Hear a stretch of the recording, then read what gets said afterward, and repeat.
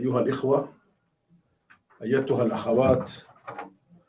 أحييكم بتحية الإسلام، وتحية الإسلام السلام، فالسلام عليكم ورحمة الله تعالى وبركاته. ولا ليال إلهي بمهضله تبارك وتعالى inoo saamaxay maanta annagoon horay isku soo sheegin wax ballan ah inaan iskugu imanno meeshan ama boggaygan caadiga si aan u falaqayno arrin aad u culus oo beryahan ka socota waddanadeenna geeska Afrika. waxa weeyaan waxa aan maqalnay in baarlamanka Soomaaliya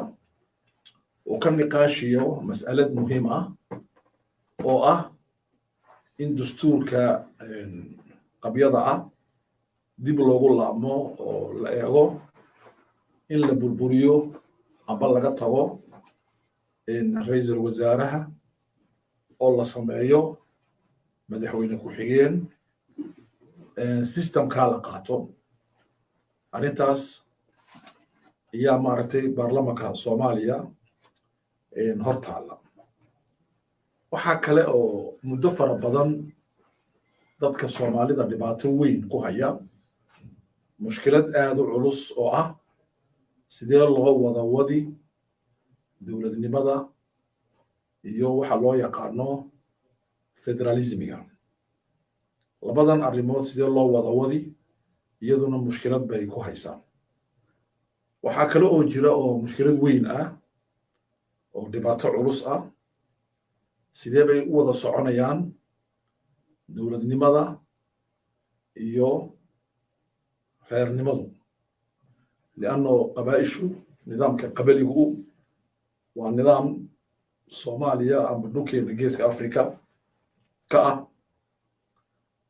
punti amba dhibic muhiim ah. waxaa kale oo jira Djibouti waxaa mar dhaweyto la isku rogrogay oo la kala diray maamuladii gobollada iyo caasimadda magaalo madaxda. dad fara badan waxay ka hadlayaan sida loo kala diray inay ahayd azmo ka imatay nacayb iyo jacayl. qaar kalena waxay ku macnaynayaan inay tahay azmo qabiilnimo oo dhinaca qabyaaladda ku salaysan. qaar saddexaadina waxay ku macnaynayaan in ay salka ku hayso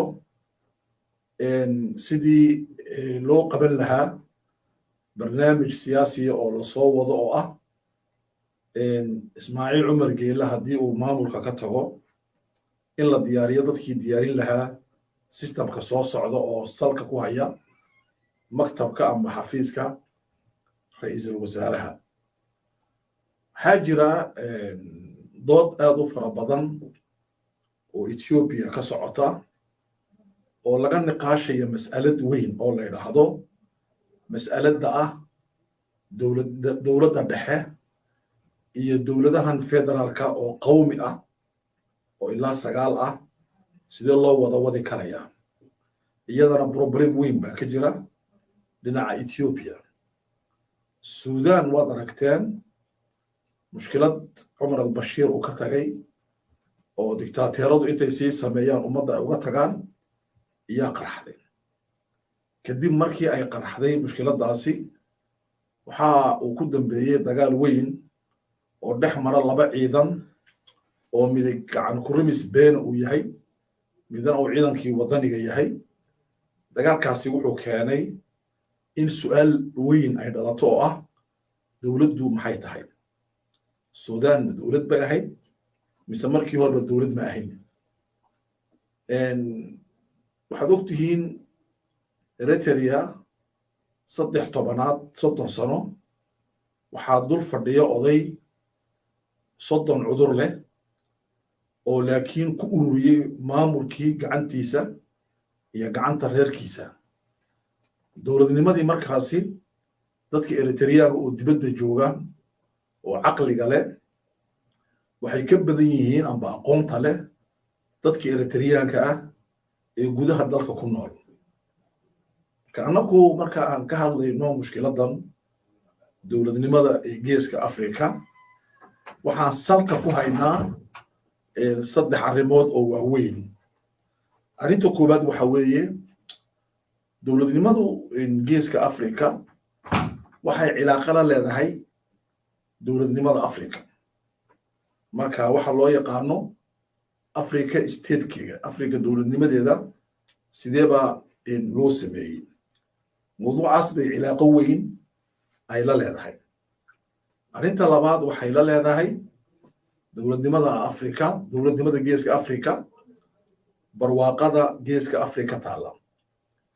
waxaad ogtihiin geeska Afrika wuxuu ku jiraa meelaha dunida ugu hodantinimo badan haday tahay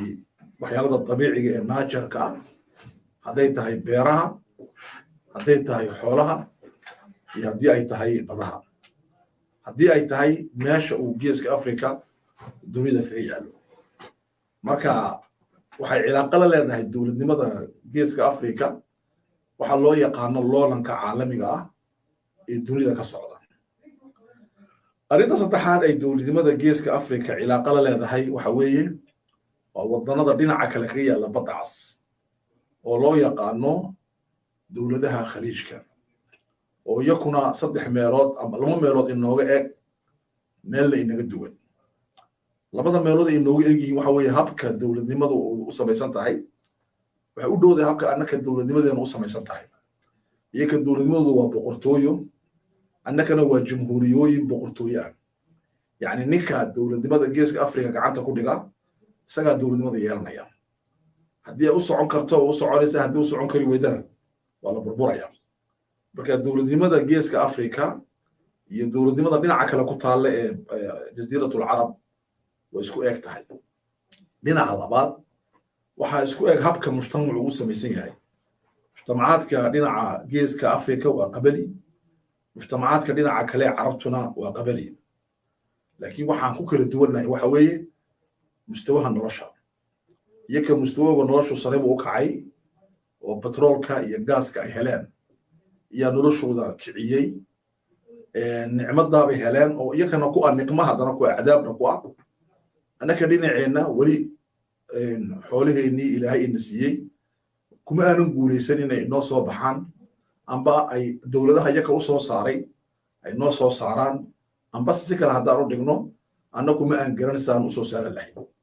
بركة أنا كو وحكون الله فقري مدقعة أو أدوين يكون واحد يكون نوريين قاركود فقري هي قيمة اسكو جرتا وآدو قروح بدل ومارتي وصار رئيسا سيدا دراديت واحد يكون حرانتا هاي مشكلة دينا كيس كأفريكا دولة دي مدينو وحيالات بنا عكلا كدعايا ولذلك فرانسوا ميتيران دولة دي سي بركي قبنجر شراكة كيس كأفريكا وحورنجر كيس كأفريكا وحاكم دا السعودي يمني عماني يعني وسكر وحورنجر ووحانا كلا بإكرين واستراتيجية markay loo fikirayo idan ikhwani walaalayaal waxaan jecelahay inaan ka hadlo arrimaha noocaas ah laakiin aan uga hadlo si fikri ah waxaan rabnaa dadku waxaa la yidhaahdaa waa laba nooc inta badan waxaa soo jiidata dhacdooyinka waa dadka caamada ah waa dadka nolosha maaragtay المفعول به أن رشا الغض الوضوء أم بدك معنى أن رشا أن معنين كريم أنت بدل واحد سود جيتا عالم الأحداث محا دعيا وحن دعيا محوياي السودان دقال باك دعيا بس وركي لقي سريان حميدتي يونيل هذا برهان بأسدر ريان كيبا مارتي دقال كاكوك عن سريان كيبا نكوك عن هوسيان بروبلم كابا يكا هايستا أوكي سوماليا حاك دعيا wixii lagu diidanaa ninka la oran jiray Farmaajo oo ahayd inuu dowladii urursaday mid la mida xasano u wada iminka marka maxaa dadku waxay waxan muxuu yahay laakiin anagu waxaan macnaynaynaa waxaan tagaynaa manhajiyad kale oo ah waxaan wixii keenay baan sheegaynaa maxaana xalab aan leenahay marka waxaan ka hadlaynaa crisis-ka dowladnimada afrikaanka haysata dowladnimada geeska afrika haysata soomaaliya maxaa haysta waa crisis Djibouti maxaa haysta waa crisis waa crisis waa azma waa dhibaato waa problem waa mushkilo maxaa markaa la rabaa waxaa la rabaa in la sameeyo waxa loo yaqaano diraasad fara badan ayaan haga ku haya qaar waxay ka soo baxeen jaamacadaha Mareykanka qaar waxay ka soo baxeen Ingiriiska qaar waxay ka soo baxeen Talyaaniga iyo Faransiiska qaar waxay ka soo baxeen jaamacadda Al-Qaahira iyo maraakista Qaahira ku xidhan ee Afrika daba gurtay maraakista weyn bay leeyihiin qaar xataa waxay ka soo baxeen diraasaad Turkidu ay sameeyeen diraasaadkaas oo dhan waxaa kaloo soo raaca diraasad Afrikaanku ay sameeyeen oo wadannada Afrikaanka lagu sameeyey Senegal lagu sameeyey maxaan ku dhahdaa Suudaan iyo dhalinyaro xataa Soomaaliya diraasad ay sameeyeen baa jira oo jaamacadihii Afriqiya iyo Suudaan ay kaga qaateen master iyo doctora oo ahayd azmada binyawiga ah ee dhismaha ah ee dowladnimada geeskeena Afrika haysatay maxay tahay maxaan u dhaqaaqi kari laanahay muddo 60 sanadooda 1960 ba Soomaaliya xuruuday Etoobiyada 6 sano la gumaysto dagaal ka socday inta kale dowlad ba iska ahayd Suudaantu waxay xuruubeen marka Soomaaliya marka agdhow Djibouti 77 bay xuruuday Eritrea 9 bay ka go'day Ethiopia laakiin meesha la taagan yahay hal talaabo hore looma qaadin marka ishkaaliyadu wax weeyaan problemku wax weeyaan ikhwaani fillah inaan su'aal isweydiino su'aashu ma madaxdeena su'aashu ma Xasan Sheekh ma Hamza ma Farmaajo ma Shariif ba ma Maarati Cabdullaahi Yuusuf ba Maxamed Siyaad Barra Ismaaciil Umar Geela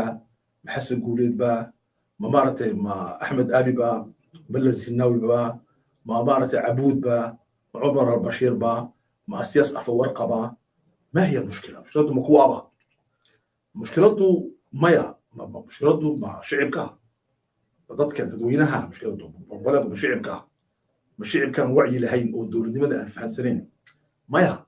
مشكلته من الدولة دي ما نابا دولة أن أنكو أن جرنين وح علاقة على اللهين ولما وحن كجرنا وقت جان كنت بالدقين وحلو يقان وحريتها واللي هي لبعتك الجون ضي لبعتك الجوان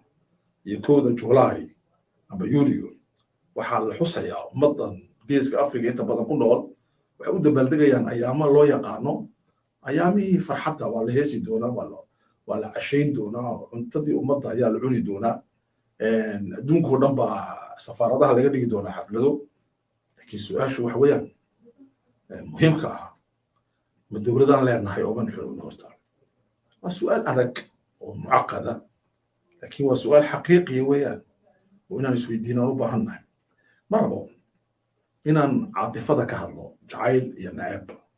سياسة ما تقارنه وحنو جعلها يا وحن ونعب سناي سياسة وحي تقارنها معايير توحويان وحالفور بها أو لو إيه واحد محا أنكو قرن كرنا إن دولتنا هي إن دولتنا هي محا عدينا يا إنجلس أفريقيا ولي دولة دمو أين كدعين محايا لا وحان دولة هين لكن هو دولة دمو إذا ما شاينا هذا بقى ولا ريال وحويان ضد فرق بدن وعلماء له أقوياء له سياسيين له وحيكون مشغوشين دعوين كيومية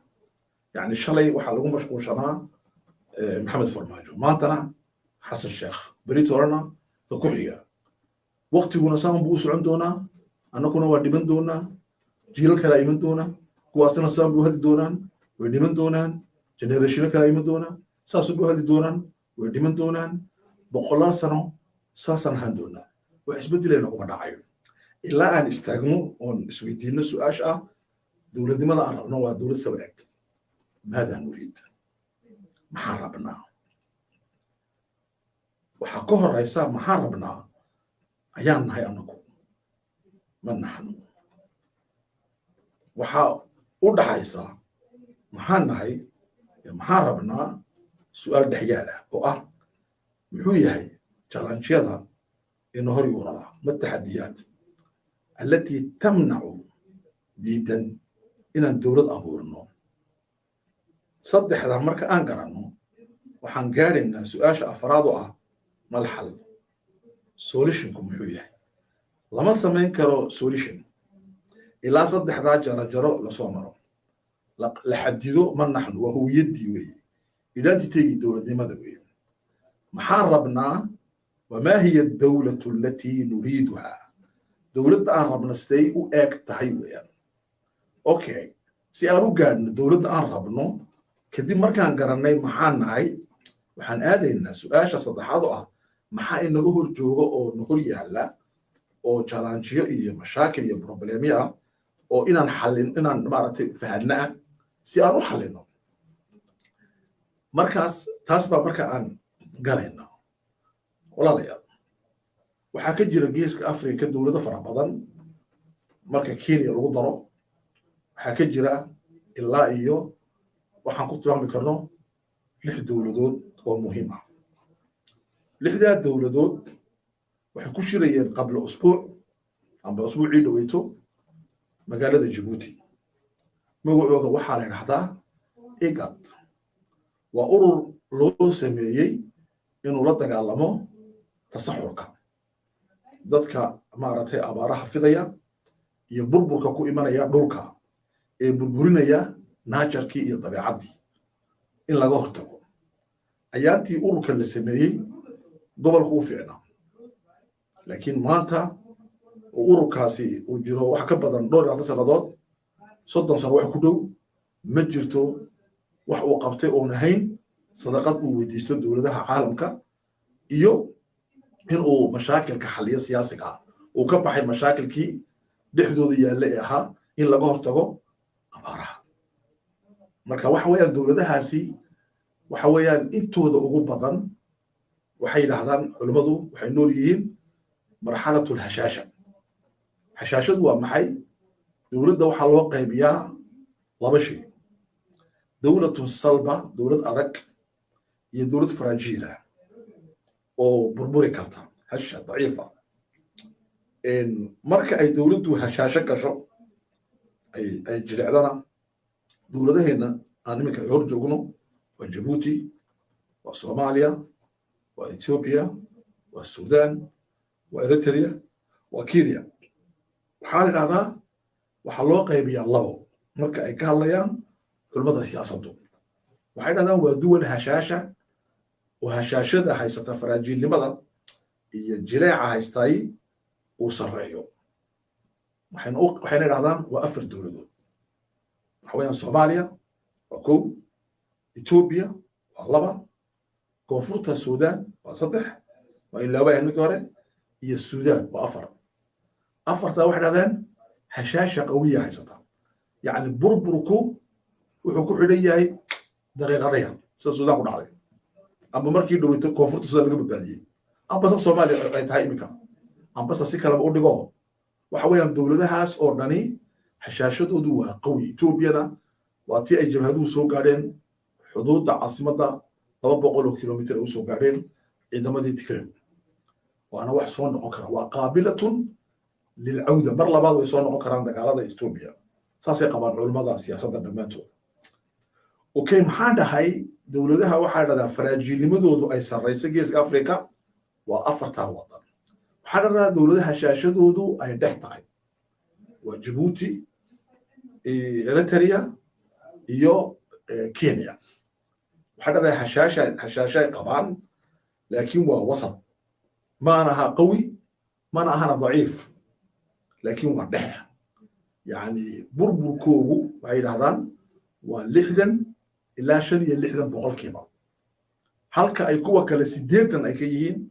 ilaa 75 ay ka yihiin boqolkiiba marka arintaas waxay keenaysaa maxaa keenay inay dawladahani fragile ay noqdaan maxaa keenay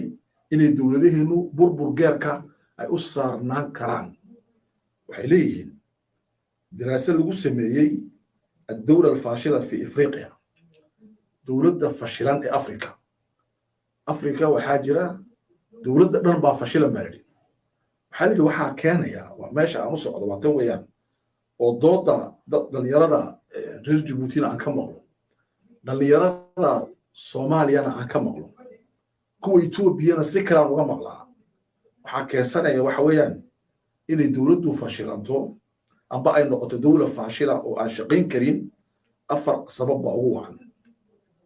number 1 dawladdan aan haysano dawlad aan sameeyna maaha waxayna siiyay isticmaalkii maaragtay nagumaysanay ya dawladdan sameeyay anaguna maxaa sameeynay taqliid waan ku dayanay laakiin ma tadwiirin wixii uu noo keenay ma aan tadwiirin tadwiirku waa maxay evolution kuma sameyn ma kubcin evolution kuma sameyn waxay ka dhigan tahay iskuma aan dayin inaan laba arrimood ba ka hagaajino inaan dawladnimada u ekeysiino oo dhinaca dawladnimada u kacno iyo inaan waafajino dhaqankeena iyo idanteegeena aan iswaafajino iyo dawladnimada oo ku guuleysan kari weyn marka dawladda waxa inoogu wacan waa mushkiladka dawladnimada inaga haysata waa buniyawi dhismaha dawladnimada inaga qadaba لأن هذه الدولة ليست لنا أرنتا لبعض وحويان البروبلم ككنيسة في عنا سكول صعنو والدولة ده هي قبيلك قبي برامبر هي صباح عن كل شيء إن الدولة دي ما هي قبيلة ما أين ولا سعون كريم وان أوراني وان دهني لكن وان ولا سعودين يا ضنا بهم باشجني قبل جوان سكول أوراني هذا هسنا واسكي هسنا لكن حقيقة هو محي دولة أن هيسنو أنكو كو هيسنا جيس أفريقيا صوماليا حتى صوماليا جوديها بونتلاند سوماليلاند نفتي جيبوتي ومحي والدولة قبيلية والدولة تاتكو أيكو سلايان قبيل أم برير با هيستا أم برير ما الدولة لو سلاي marka waxaa jira waxa uu bixiyay nin باحثة وعلم بارس سياسية وحقوق بحيي الدولة المبتلعة والدولة اللقاء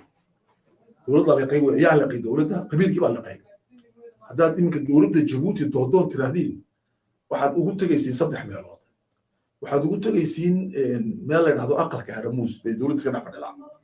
العكتي دولة وإلى هيدنا أقل كهرموز ويا لا بدعينا بوليسا ما ملكين هالكاسويا لا ودولة دي سجل لقاء إسجنا واحد دولة الله إلى ضد la dhashay oo la reera yaa la ilaaliya marka dadka kale waxay leeyihiin dawladda aan ku malihin dad baale marka dawladdu maxay noqotay maanta waxaan aad u la yaabay qolada suuqa oo arkay maalin dhaweyso suuradda koowaad waxay ahayd madaxweyne Giilo oo shir ku jira oo gabadha uu dhalay ay la fadhido oo shir caalami ku jira waxaan arkay madaxweyne Xasan Sheekh oo shir fadhiya oo gabadhii uu dhalay ay la fadhido su'aal baan isweydiiyay yaa badan waxa weeyaan Ismaaciil isaga lama weydiinay Xasan Sheekh baa la weydiiyay wuxuu yiri waa wadaniyada kale la mid tahay dadka ciyaalkaygu okay waa su'aal waa muhiim xuquuqda wadaniga leeyihiin laakiin waxaa jira qawaaniinta dawladnimada lagu xukumo qaanuun la yiraahdo looma isticmaalo xaqa si xun حقا إلهي كسيي أود وما استعمالي كرتي السحن وحكم إذا صدق هنا لو استعماله توظيف العائلة والأقارب للدولة إن الدولة ده شقك سياسي بين عصره غير كاغا يا قرابة هذا وسيستم بربرنا يدولة لماذا وأنا لا ينهضو وإن دولة ده غير كلا سعره مركب حيالة الدولة لماذا أفريقيا قارهان جيس كان أفريقيا بربرنا وحكم إذا waxa isku xidhan qabiilka iyo dawladda waxayna isku xidhan yihiin si binyawi ah dadku waxay u fahmayaan inay tahay wax uu madaxweyne sameeyo ama wasiir iska sameeyo maaha waa systematic weeyaan waa la isku xidhay marka la isku xidhay bay si kaleba lama sameyn kara ilaa la isbedel uu dhaco dhinaca maskaxda ah waa inay dadku caqliyan isbedilaan haddii ay isbedeleen dadku yaabay waxay ku leeyihiin maxaa la sameyn karaa كأنه سمعني أنا ما سمعنا وسيستماتيك وبينيوي منهجيا بالقلدية نظام كقلدا نظام كساوس رئيسا بركة تاسينو ومدة لبعض ويا قبيل كي دولتي حاجرة بروبلم حد يجير عن كش عن شغو وعن هذا وإن لبشي اللي سكيل عليه إن قبيلك أو لقد دولة أما دولة أي قبيل كاللي أم بس إن قبيل كلا سياسة دايو أما دولة اللي قبيلة دايو وإشكالية سياسية وبروبلم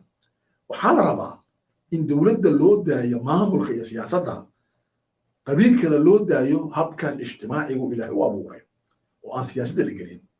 مركا لا يسيس القبيلة لا تسيس القبيلة قبيلة لما سياسة دايو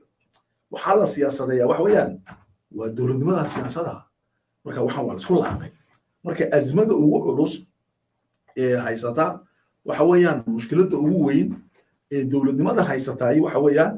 waa waxa aan u naqaano ikhwaani fillah ee labaadi waa xiriirka ka dhaxeeya siyaasadda iyo qabyaaladda marka arinta labaad ee dowladnimada haysataay waa taa weeyaan bismillah arinta saddexaad waxa weeyaan ikhwaani fillah maaragtay dowladda faashil ka dhigaysa geeskeena afrika waxa weeyaan waa waxa loo yaqaano xiriirka ka dhaxeeya xoolaha iyo dowladda almaal wasulta powerka dowladda maaha waa powerka asulta waa maxay waa powerka qofku markuu powerka tago waa inuu faraha ka qaado xoolahana iyo powerka waa la kala ilaaliyaa laakiin afrikaanka amba dowladnimadeena waxa weeyaan saaxibu sulta yamlik wa yaxkum ninka powerka jooga isagaa xoolihii haysta isagaana xakumaya yutaajir wa yaxkum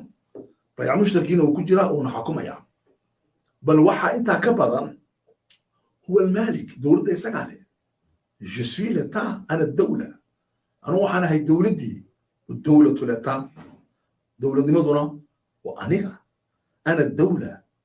marka waxaad arkaysaa dowladnimadii oo la qalday sidii boqorkii faransiiska uu yidhi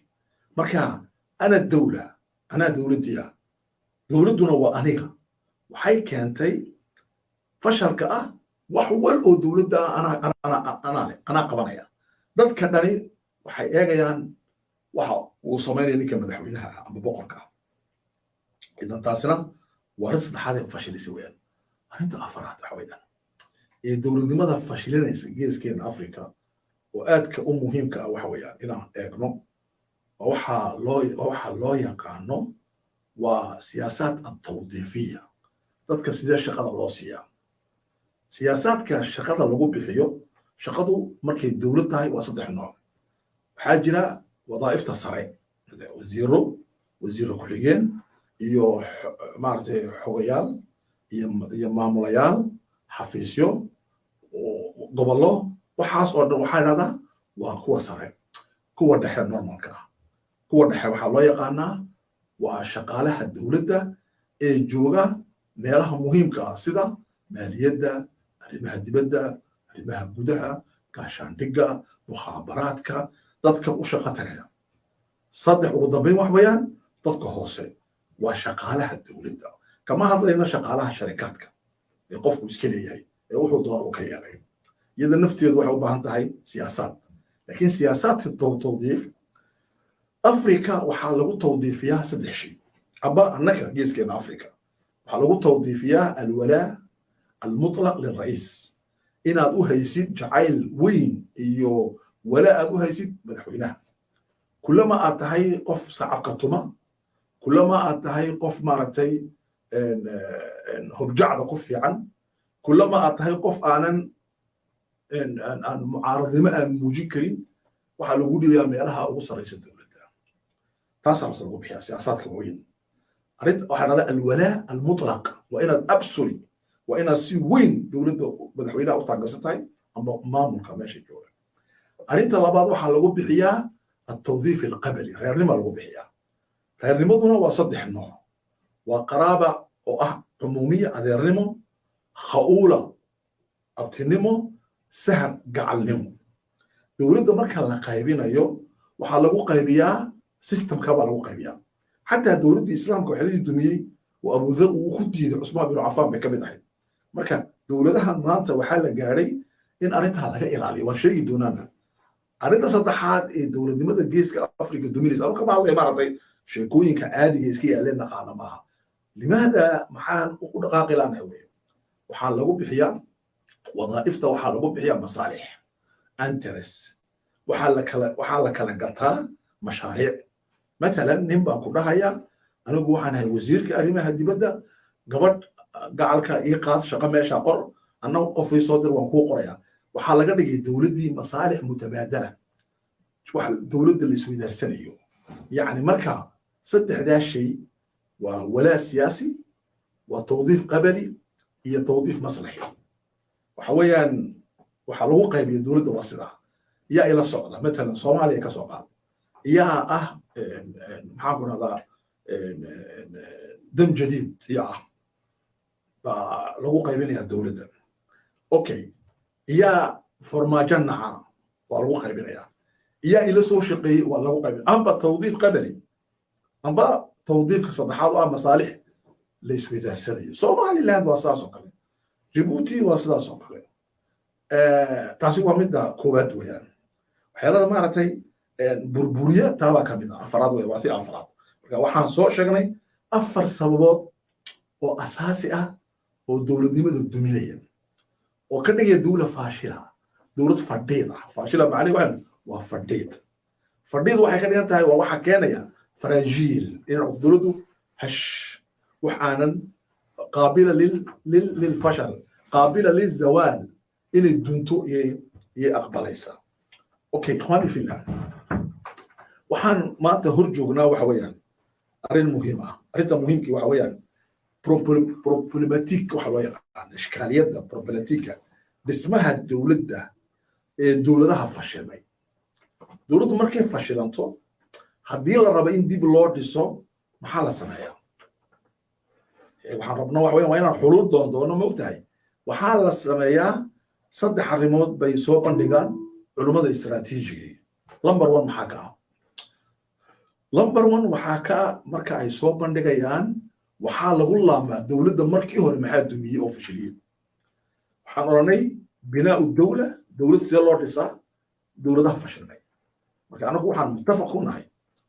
soomaaliya way fashilantay waa muttafaq baan ku nahay xafidaa barre kadib dowlad soomaaliyeed ma jirto waxaan wax la kakabayo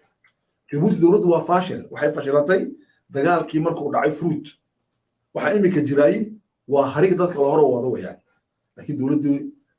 france lagu soo dhisay xasan guuleed iyo axmed tiini ay soo dhiseen ay jibuuti keeneen way burburtay okay dowladda maxaan ku dhahdaa ethiopia mala zanaawi kadib way burburtay anagu waxaan arkaynaa waa harig wax nool yaalla marka dowladnimada burbur baa ku yimiday maadaama uu dowladnimada burbur uu ku yimiday su-aal baan isweydiinaynaa su-aashu waxa weeyaan ikhwaani fillah inaan isweydiino sidee dowladnimada markay fashilanto kadib loo dhisaa waxay dhahdaan culummadu saddex arrimood baa la maraa kow waxaa la maraa waxaa la saxaa wixii dowladda dumiyey amba dowladda burburiyey amba dowladda fashiliyey amba dowladda ka dhigay faraajil hash ka dhigay adduunul hashaasha maxaa keensaday hashaashada afar shay baan soo sheegnay soo maha tii baa la diraaseeyaa oo meel la dhigaa oo la dejiyaa manhajiyatu tasxiix seen u saxnaa haddii sidaa la samayn waayo dowladnimadu ma saxsamayso waa ku celinaa wuxuu idhahdaa einstein ninka mufakirka weyn ee maaragtay cilmiga maaragtay physics-ka iyo ku takhasusay culumta wuxuu idhahdaa dariiqii aad ku fashilantay ood dib u martid si aad u gaadhid natiijo ka duwan resulta amba natiijo ka duwan tii aad markii hore gaadhay waa madaxa laga hayaa waa jiran tahay madaxa ka bugtaa dariiqii ashale martay ee qaldanaa ha ku marin mar labaad ha ku celinin bedel si aad saa u samayso u bedeshid maxaan rabnaa markaa ikhwaani fillah waxaan rabnaa in aan dejinno mashruuc la yidhaahdeen mashruucu binaa'i dawla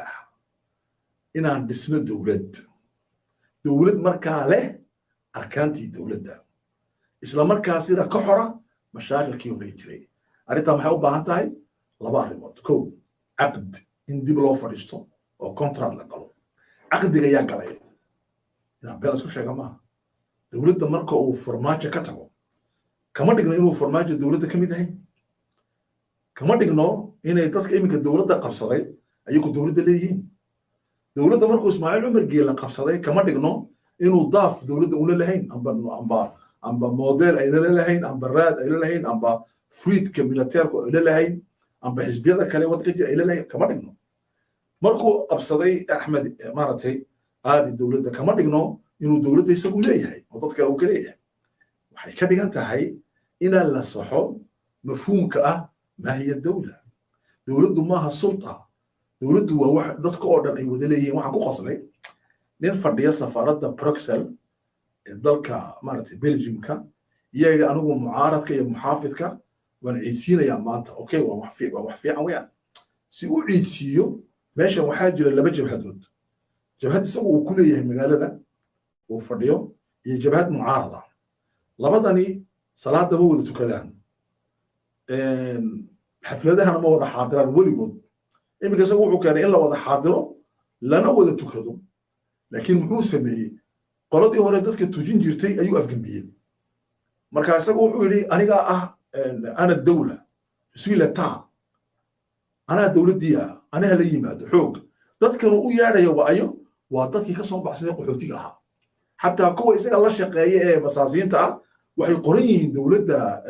مارتي بلجيم كا إني قحوتيين وأي كسب بعض ظلم جو يسوي أفريو ودن كبلجيا أوكي تذكر بكرة كالي أنا نيوض آباء أنا أقول مركان بلجيا إيمانية وما أن إيمان بهقشة عادية وحنو مد أذان كسب بعض وحنا هي قحوتي وحنا هي إيميغري بوليتيكا مركا سياسيا با قحوتي أهي خلدني مركا تاسي أقول في الغياب مركا دقال كاسا سعودة وانا دقال أنو إيري دقال كي عرورت ويان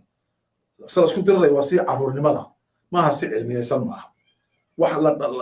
لو ذا فريسين لها دي حتى الحل كرايو ياسي عيالك الله دقال مايا مركا تاسي نوا تاس ويان أرنت الله بعد مركا محان هاني waxaan u baahannahay in dowladnimada lagu dhiso caqdigana ayaa sameynaya waxaa sameynaya alquwa siyaasiya alfaacila dowladda quwadaha amba maaragtay xoogaga siyaasadeed ee waxtar kale dalka ka jira adu amba arag amba arki way joogaan بريتولا مركي دولدو دينتان أورد دونا مارتي ولا تحين مناص ذو قرآن كويلي وحاشا له قروين مركا وإنا أي فلسطين ذاتك كالدول الفكرة ده كالدول لا الله ذاتك مجتمع ذات آنا ديك وداقين لكن وضنك وداقا وإنا وضع فلسطين لأن جيبوتي وكان عفرية صومالي يضاك كاليتين فردية عرب وإنا فلسطين waddankay wadaagaan laakiin dhiig ma wadaagaan waxay kala leeyihiin sida Belgium oo kale reer Hollande iyo reer Francis bay yihiin laakiin maxay sameeyeen contract bay ku dhisteen waddanka Belgium iyaga fariistay oo sidan Belgium tahay iyaga gartay in asaa loo sameeyo waa in sidan loo sameeyo dawladda marka dawladda dadka waa inay fariistaan ay dejiyaan Soomaaliya dadku waa reero iyo gobolleeyo waa inay dejiyaan si kale ma socon karayso problemka inka Soomaaliland ka dhacay muxuu yahay gobolka Laascaanood waxa weeyaan halkuu gaaray imika dagaalka markii hore fududaa markaan aan hadlay fudeed buu dagaalku meel la qabto lahaa laakiin is adkeynta uu is adkeeyay madaxweyne Muuse Bixi uu u maleeyay inay dawladda Soomaaliland ay tahay dawlad aan hash ahayn dawlad faraajiil ahayn dawlad adag dawladnimo uu culus buu isku haystaa marka maadaama la heesayo calan la shacabka la tumayo dad badan ay waalayaan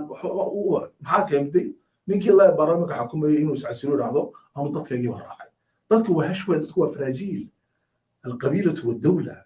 dadku meeshay maraan baan maray buuli marka aqliyadaas jirta meesha tan waxaan u baahanahay in aan aqdigu u dhaco heshiis waa inuu dhaco waxa dhammaan dawla alxadiisa ta modern dawladan xadiiska ah wax kale lagu dhisin waxa lagu dhisay wax quraatay sida uu sheegay Hobbes sida uu sheegay Jean-Jacques Rousseau waxaa lagu dhisay contrat social heshiis bulsho meeshuuna ka dhicin xoog baa yaalla xooguna waan sheegi doonaa waxyaalada qaaradda Afrika geeskeeda Afrikada haysta been arrinta saddexaad ee dawladda lagu faashilka dib loogu dhisi karo waa maxay weeyaan arrintaasi waxa weeyaan in la dejiyo qawaaniin la tafciili karo qawaaniin la dabaqayo ma aha qawaaniin la iska qorqorayo oo qurux badan لذلك waxaa dhahdaa Afrika waxa yaala waliba Djibouti iyo Soomaaliya iyo marka shirka galeno xeerar fiican baan qornaa أفضل القوانين بسوق هذا وقرناه لكنها غير مطبقة وإحنا لهي قلنا ما وإحنا سكوا قريو في عم بنقرينا لأنه وحنا وافجينا وفي ما هدنيهنا وحنا وافجينا دولتها الله يقنا دوناتيرنا شروط بيليه دولتها قرقر بحياة قارهان يوروب قارهان أمريكا waxay leeyihiin wax loo yaqaano shuruud bay ku xidhayaan dimuqraadiyadda mujtamac imara dimuqraadiy xukun ma jira wanaagsan maamul wanaagsan ma jira maaragtay shafaafiya hufanaan ma jirta waxaas oo dhan bay ku weydiinayaan anagu markaa maxaan qoraynaa wax fiican baan qoraynaa oon u geyno laakiin waaqiceenna kama jirto markaa sidaa daraaddeed waxaan rabnaa inaan xeerasha aan qorayno ee wanaagsan inaan tafciilino maxay tahay inaan nolosha gelin karno inay socon karto ayaa muhiim jiddan marka saddexdaa arrimood waxay u bixiyeen aqoonyahanka waaweyn siyaasaatu binaa'i dawla alfaashila iminkaba soomaaliya soo qaadanaa soomaaliya waa dowlad fashilan weyn way fashilantay maaha iminkay fashilan tahay madaxda soomaaliduna waxay ka shaqeynayaan inay sii fashiliyaan inta yaree fashil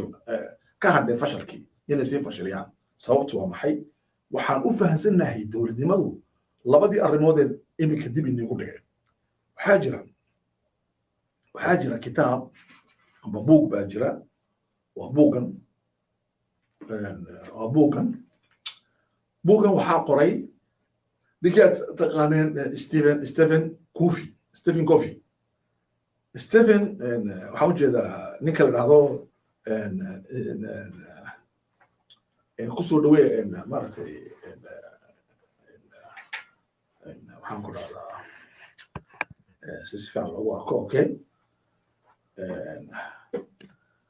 buugga waxaa qoray Stephen Covey English buu ku qoray afafka waaweyn waa lagu turjumay waa buug muhiim ah buug anoo bahashanan hayo waa French isaga wuxuu ku qoray buugga English alxamdulilah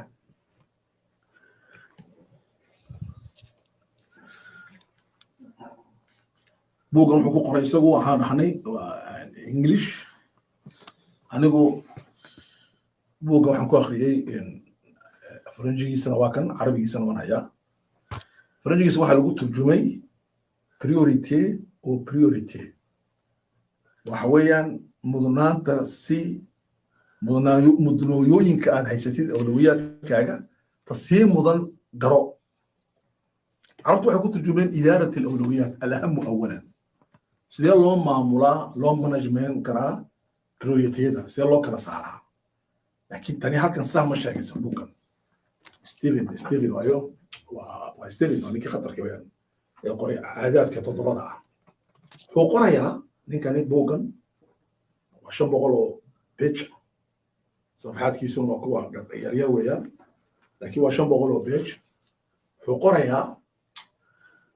waxyaalada ku hor yaalla ee wada mudan maxaa u sii mudan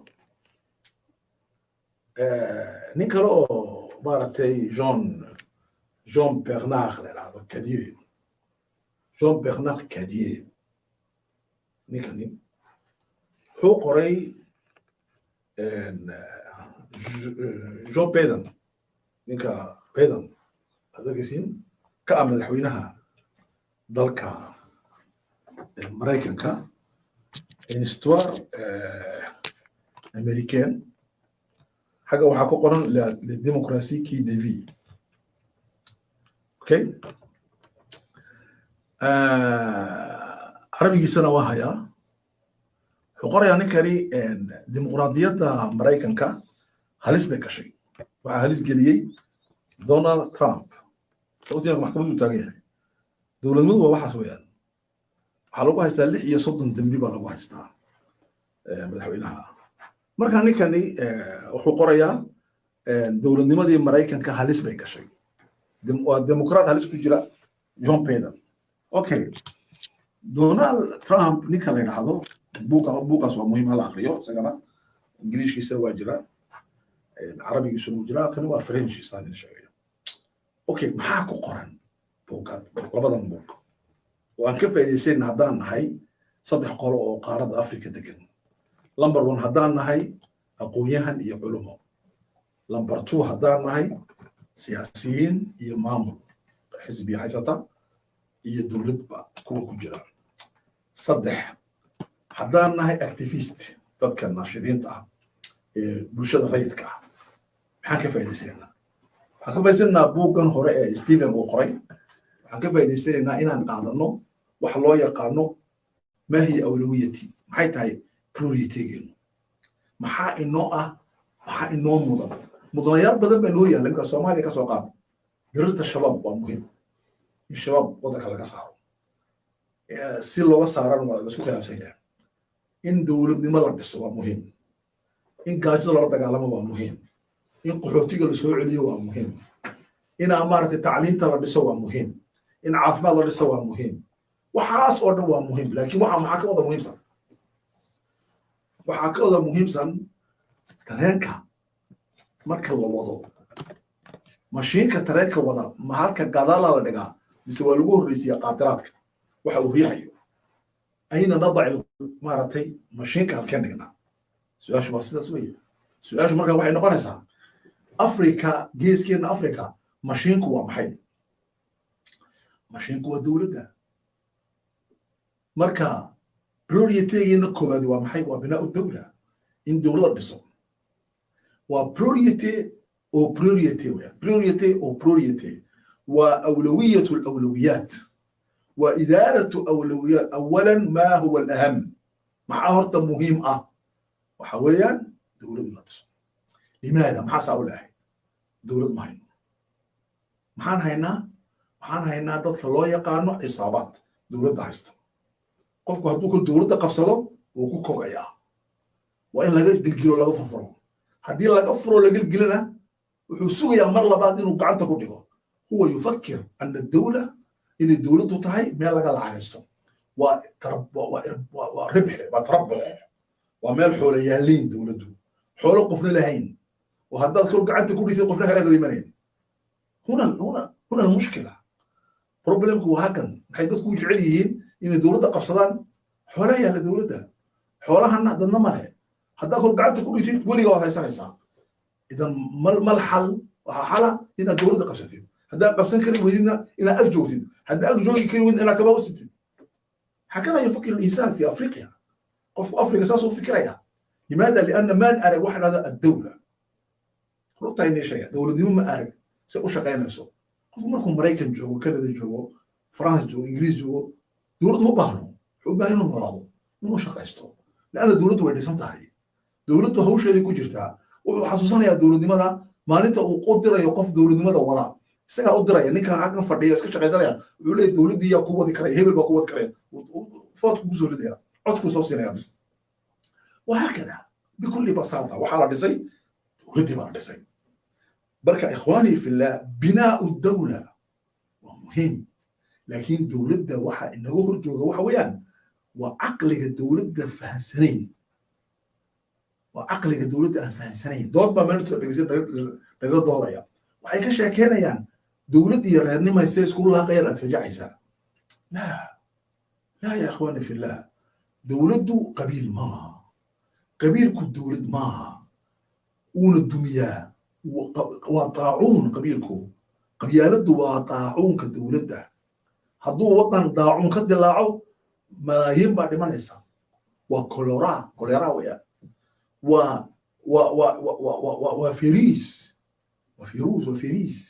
وفيريس الدولة قبيلكم لا نريد إن المرض أفكرنا قبيلة الدولة دولة اللي قبيلة دي وإن مسكحدين وقبيلة دي سنة أنا الآن لأننا نعيش في مرحلة القبيلة لكن محاربة هنا عقليا نتكلم كل يوم لذلك أنا قبليها نبي محاضرات كيغا دروس تيدا قرال كيغو كما شقيا وحلو يقارنو إن أودتك وحي كهليا عن كلا هذا وحن دونا ما الغايب ما حينا مقن ما المجهول ما حن جاهل كنا هاي ما المطلوب محاربنا أين المخرج ما المخرج هكذا كبعنا ما الحل سوري شكوى محي solutionku maaha waxaan hayn marka taasina waa taas weeyaan haddaba ikhwaani fillah karisaska dowladnimada ee afrikaanku sidaan uga baxnaa dowlatul faashila waxaan u baahannahay wixii aan dowladda fashiliyey inaan fahno oo afartii ahayd aan soo sheegay qofka nagu soo biiray waa dib uu noqon karaa labo waxaan oranay waa inay dhacdo waxa loo yaqaano u fiirso waa inay dhacdo waxa loo yaqaano contrat social alcaqd alijtimaaci heshiis bulsho anaga saddexaad waxaan dhahnay waa in aan qawaaniin samayno laakiin la dabaqo qawaaniinta waxaa ka mid a in reerka iyo siyaasadda la kala saaro waxaasi saxaabadii baa sameeyey cumar baa sameeyey abubakar baa sameeyey dowla naajaxo ayay jiddan jiddan jiddan aniga mar hore niga sheekeeyey ibnu cumar iyo cabdullaahi iyo cumar wixii dhex maray xoolaho marka laysku dari waayo sultada iyo maalka siduu kalaaliyey abi hurayra afar kun oo faras uu lahaa ayaa laga wareejiyey uu ka shaqaystay isagoo gobol xakumo waali ah waxaan aragnay inuu bilaabay siyaasadda la yidhahdo cumar min ayna laka haada maanta walaalayaal maalintii la doortay ninka la yidhaahdo muxuu ahaa erdogan wuxuu soo bandhigay lacagtuu haysto 20 sano madax yahay u fiirsaya wuxuu soo bandhigay xoolaha uu haysto bal maanta hadduu karti leeyahay madaxweyne xasan sheekh soo bandhigo xoolaha uu haysto su'aal weyn ha soo bandhigo ninka la deni xoolaha uu haysto axmed madoobe ha soo bandhigo xoolaha uu haysto ismaaciil cumar geela ha soo bandhigo xoolaha uu haysto axmed abi ha soo bandhigo xoolaha uu haysto wuxuu soo bandhigay inta lagu leeyahay xataa ninka in adeerkii iyo mustafa la dhahdo oo erdogan in adeerkii ruma ah inuu ku leeyahay xoolaha uu haysto marka 3 loo qaybiyo 2 meelood yuu ku leeyahay wuxuu soo bandhigay inuu inta jaga uu leeyahay dhul guriga uu leeyahay iyo mishaarkiisa oo ah $5,000 oo uu soo bandhigay 2 jeer in loo biiriyo oo loo diiday in loo biiriyo baarlamaanka u diiday marka $5,000 madaxweyne qaata ka waran $5,000 shaqaale maraykanka baayada saaxiibanahay yaa qaata $10,000 $20,000 qaata marka halkaas u socdaa adiga waxaa laga rabaa inaad soo bandhigto xoolaha weli waxaa fiican markaa madax noqotid imikaba soo bandhiga imikan isu weynaa si aan u garanno inaan dowlad nahay iyo inaan dowlad ahayn ma suurta galayso limaada lianna dowlata kulluhaa laka dowladdaadaas kalaba waxyaala aynu burburinay kamid tahay qofka caadigana wuxuu fikirayaa suu dowladdaas isna u qaadan lahaa waxaya wuxuu cumar bin khadaab u yihi halkeed ka keentay xoolahan saxaabada wuxuu xisaamin jiray hadduu ku arka faras yaroo qurux badan min ayna laka haada maxaa keenaya isagiibaa xoolaha aan xadayn isagiibaa dowladda lacagteeda aan qaadanayn walidaalika cumar bin khadaab ayaantii oo maaragtay xoolaha weyn saxaabadu ay keeneen cali bin abi taalib wuxuu ku yidhi mushkiladdu waxa weeyaan waa madaxa wanaagsan wanaagu waa madaxa wanaagsan mushkiladdu madaxa xun madaxa wanaagsan muxuu keenay low ratacta la ratacu walaakinaka cafafta facafuu haddaad daaqi lahayd xoolaha way daaqi lahaayeen laakiin waad iska dhowrtay wayna ka dhowrsanaadeen xeer baana ka ilaaliyey xeerka ka ilaaliyey waa maxay dowladda lacagteeda ummaddaale ummadda haddaad xadid waxay ka xun tahay inaad xadday qof haddaad xadid problemkuusu waa qof laakiin xoolaha ummadda haddaad xadid waxaad ka daran tahay inaad xadday 15-20 malyan ee soomaalida waxaad xadday malyuunka reer jabuutiya waxaad xadday 100 malyan ee etoobiyaanka waxaad xadday 40 malyan ee suudanta waxaad xadday 5 malyan ee eritrea yani anta akalta amwaal annaas bilbaatil ilaahay xoolihii uu kaa ilaaliyey baad isku sii daysay walidaalika qur'aanku had iyo jeer wuxuu ka hadla بسم الله الرحمن الرحيم الحمد لله قرآنكم هذه يجاب وحكاها الله واستعمالا عنينا إن الذين يأكلون أموال الناس بالباطل حولها مركلا قاعدنا يو تذكر باطل كوعنا يا إسلامك ولا دجالنا أوكي محارنا مكان سيد الدولة داون بسكر الله القرآن توحى ويان إن قرنا ما هي أولويتنا aniga markaa Soomaaliya awlawiyaddeedu maxay tahay Djibouti awlawiyaddeedu maxay tahay meel kastoon joogno Somaliland meesha doonay dadka mujtamaca isla nool ee meel wada fadhiya priority-googa maxaa u ah kow inay qabtaan maanta wax walba maxaa ka horeeya waxa ugu horeeya waa binaa dawlad ay dawlad dhiso dawlad dhismaheeguna ma suurtagelayso bila fikrad marka maxaa ka horeeya dawlad inaan dhisano dawlad Soomaaliya inaan dhisano doonaa reer Djibouti dawlad bay dhistaan bay doonayaan maxaa ka horeeya fikratu dawlad dawlad maxay tahay dawladda fikradan ka haysano بالمعنى الواحد بالصقرة هذا ما هي الدولة إيه صقرة أنت هنا دقيسة كم دقيسة دولة إيه صقرة ما هي الدولة دولة محايدة ما هتعرفت أي كم بحيان إن علماء ساينس كي political science كنيجا لا هم سياسة politique كنيجا علوم سياسية لا مو بعني تاس هم ما هي الدولة في مفهومنا نحن سيانك دولة وفاسمة فكرة الدولة دولة ومعي كما خلنا فكرة الدولة أفضل بوحور ربعين الدولة كهذا سووا قرن ما هي الدولة كما حكوا الرأي ما يسميه أوروبيان أنت دولة اسم دولة المودرنة وحائمة فكرة الدولة يا سميه نخبة سميه إليتك علماء سميه والله علي ذاتكم مركا وين تطبيقيين ما مونتسكيو يا سميه يا جان جاك روسويو دولة لماذا ما ينسمين عامضوا ذاتك عادي ما ينسمين سياسيين ما ينسمين سياسيين way براتيكيرون سياسيين waxay jecel yihiin inay qaataan dawladdii uu sheegay Machiavelli oo ahayd dawladda al-amiir dawladda dadka waasha ee beenta dawladdan aan hayno ee Afrika ku hayno taamay iyo ku jecel yihiin laga yimid xal sameeyay dawladun yufsalu anha an-nas dadka la kala saarayo ummadii la kala dhigayo okay hadii dawla ayna ya akhwani fillah marka maxaa arnay propriété Soomaaliya Somaliland Djibouti Afrika meel ka soo joogno waa maxay waa dhismaha dawladda si aan dawlad u dhisno waxa ka horeeya fikratu dawla in dawladda fikrad laga haysto ma hiya dawla fikratu dawla yaa keenaya nukhab elite ka dayanaya elite-ku maxay yihiin waa aqoonyahankeenu waa ayaanaka waa saddex qolo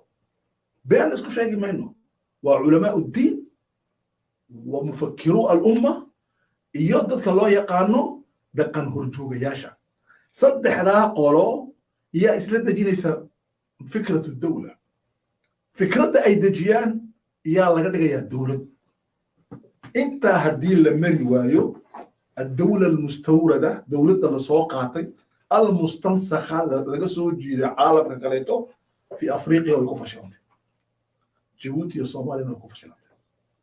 كم حاربنا مركها ومسلسل كاس ما كله وقتها كنا نمجلس إخواني في الله كم حاربنا الدولة وبروريتي دي بروريتي وبروريتي وأولوية الأولويات واحد نقوم بذو الدولة الله ما حي نقول إحنا دهنا فكرة دي دولة وين قرنوا فكرة الدولة دي يا سمعني إليت كم نخبضة لبيان تا سمعني لبيان تو أي وسط حقول الشيء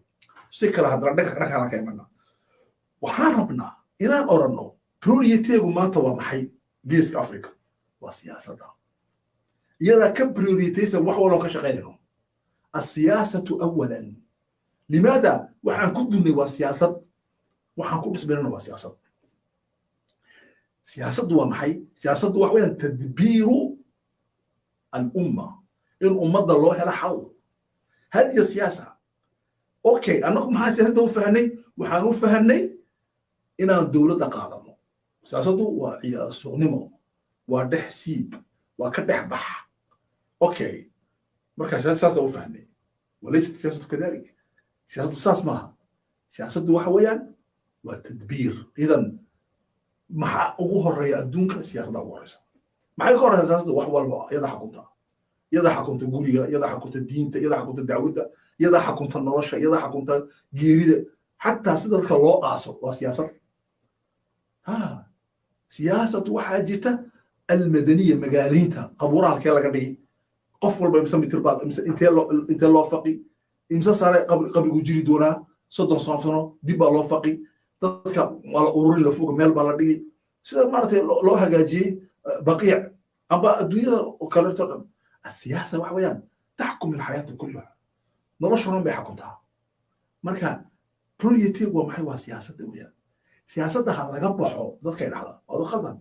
وعكرت الرجع قبح إذا أنت لم تعمل في السياسة أنت لست في الحياة هذا سياسة كشغي ويدين ولا شو مجرتين هذا سياسة فهم ويدنا ولا شو ما فهم سديد محل عكت إلالية مثلا فرق الجيبوتية دولار كسبحنا حقيس كي حليين هذا فهم كورا ما علاقة فرق الجيبوتية دولار كنتم سنة فرق الجيبوتي بدعين هو دعي لا يهي دولار عليه سوق عليه السؤال وياه لعكت الجيبوتي قال وصوي حياة شو لو اعتصر كورا قال وصوي عليه إيميل قال واحد لعكت الجيبوتي هذا اللي سعبه كسيتهم فرق معوف الحماضي maxaa dilay tayadii faranka ahayd maaragtay waraaqaha limaada why su-aashaan bas weydiiseen limaada maxaa dilay waa muhiim inaan garano waxaad siyaasa naqdiya dhahda asiyaasa naqdiya siyaasadda lacagta oo laga hadla adduunka akhris badan baan ku sameeyay gariyaa dambeed waxaa jira siyaasada alkhaarijiya maldhood waxaa arkayay wasiirka arrimaha dibadda ee Djibouti iyo wasiirka gaashaandhigga oo Faransiiska jooga oo la shiraya Faransiiska labadan wasiir ninkii soo dhaweeyay xataa wuxuu barayaa dadkii reer Djibouti labada wasiir iska daa kuwii gaalada u baraya annaka yani waxaan nahay marka France aan hor joogno waxaan nahay taswiirta ku noqda afar goor buu hagaajisanayaa dharka maxamuud yuusuf لماذا نشغل بالشيء؟ حان جركي دركي نوش قينا وحنا العقلية الدونية إن حسينان دريمنا وإن جركي نكشقين سياق أمام فرنسا لسنا شيء لماذا؟ لأنها هي التي تحكمنا قبل لماذا أنقاذ المردود بكاد دونا 10 عصب أو سيوبان دقي أو لحظة إن على حرية جيبوتي يوحنا اسكو برضه بيجينا حرية الأردن دولة الأردن هي دولة جيبوتي البرية ودرس مهمة هذا الشهور أردن هي جيبوتي معها كان حياة تمن شيء بكن حياة تمن كان شيء بدرس الدولة علمي ما سياسة كما هذا إنه حصوت يارنا وقرن ويا ما حاول حياة ما توتم عجيبة وحياة مركا تن إنجليز بس بيتنا فرنسيس وأركي دونا ممكن نسمي فرنسيس وتن إنجليز بسميه وأركي دونا ومشاكل خطيرة جدا مركا أحبة الإسلام وحاجة واحد لاحظوا إن مارتي الدولة الفاشلة في أفريقيا دولتنا فشل كجيس كين أفريقيا وحاجة واحد محل واحد يا برب لماذا سياسة ملء البطون تذكر علوش اللوبوحيا وحال صوت دورتا غير والباباش تمنقف والرياء حنا غيرها نجاحية سياسة الاستعمالان قالوا لهم هاي استعمالان رجع أي وضعك وديبين بيعلوش وبوحيان حين هذا وضعك إنه حجيها أنكم روحوا ولا ربنا قاضين ما حيسكت الريال روشك إيو فاكنر إيو فرانسيسكو مالي بدلت مالي بقى مي ودنتو نيجر محل اسكوايس تاع محا جيبوتي كان فرانسيس أمريكان إيو تشاينا لبضوا بوحي رشوة سيا رشوة يعني وحي قبسيا اسمعوا بالجيل شيرون العقب سيا أمريكا العقب سيا وكي وتجي مدحوينا جيل أمريكا كيدا هذا بيري ويدي أنو تشاينا صوت تشاينا والله بيري دوري 6 مليون باهي دوري 6 مليون بالله عليك العتي محوسب مركو سو نقضي شيني وادرو يعني حولي تمثليني إن يربي سيارة كاي سياسة ملء البطون برا عروش يبوحي أنا واحد كتاك تنزلية سيادة كتنزلية حتى دولة لماذا كتنزلية مركا أزمة إن حيثتها ما أزمة حسن شيخيو وأما غلاوة ده صاحب أنها هي علمية هيستقون ضدك بني آدم وكشاكاري لا والأزمة هو سيستماتيك هدي سيستماتيك اللي هدي لو كانوا ودات كيمك قال يا شيخ قال هدي اللي إلى الأرض جيبوتي حكم أبو الصومالي حكم استوى ما نغني ساعة المادة ده ما شيخ كان لأن سيستماتيك خطأ سيستماتيك ولا صح ما هنا ما صح سميسو أفريقيا ما صح سميان خاصة جيت كان أفريقيا جيبوتي النظام كان نظام فرانسيسكا على العرب بس أوش خنجري حسب ولسنا مو شقي إسماعيل لسنا مو شقيا سيدي سكتر بس وسيت لعتا أوبلتي وسيت تفرنون وسيت تفرنون وكذا رجيون أكلوا جيران سأو بوش غين جيران ما دحوا إلى شيء صوماليا إلى لقى سوغاري كانيمكا صار مش غنيها ولذلك محقق ولا يا رئيس الوزراء هو بديله يا محقق نظامك وحضونا يا إلا قول يبقى لا مرة بابا مركا إخواني في الله وحاسوا واحد هو يعني كم محا حلا طبعا درسي نص صعوبة ما حاسوا ليش لا ما الحل ما حل كده يقولنا هدوء إلى تبارك وتعالى